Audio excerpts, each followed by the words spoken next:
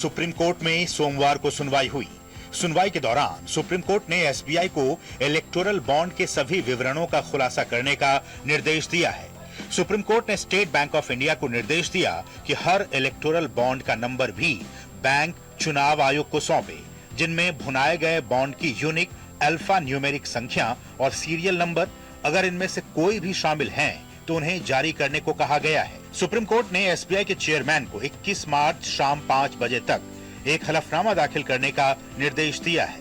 हलफनामे के संबंध में कहा गया कि एसबीआई इलेक्टोरल बॉन्ड के सभी विवरणों का खुलासा करें जो उनके अधीन हैं।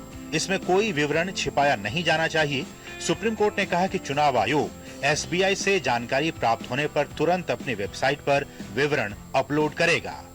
एक तरफ जहां चुनावी बॉन्ड को लेकर विपक्षी दल लगातार केंद्र सरकार पर हमलावर हैं, वहीं केंद्रीय गृह मंत्री अमित शाह ने चुनावी बॉन्ड पर सुप्रीम कोर्ट के आदेश के प्रति सम्मान प्रदर्शित करते हुए कहा कि ये योजना राजनीति में काले धन को खत्म करने के लिए शुरू की गई थी और इसे रद्द करने के बजाय इसमें सुधार किया जाना चाहिए था। उन्होंने विपक्षी पार्टियों से सवाल करते हुए पूछा कि कुल 20,000 करोड़ के टोटल बॉन्ड में से बीजेपी को करीब 6,000 करोड़ के बॉन्ड मिले हैं, बाकी के 14,000 करोड़ के बॉन्ड कहां गए।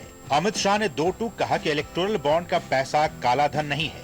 उन कंपनियों की बैलेंस शीट में रिफ्लेक्ट होता है कि हमने चुनाव के लिए बॉन्ड दिया है।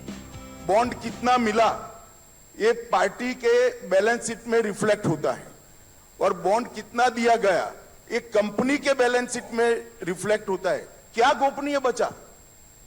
गोपनीय तो तब होता है जब अब जो व्यवस्था होगी कैश से चंदा लिया जाएगा, तब सब गोपनीय होता होगा।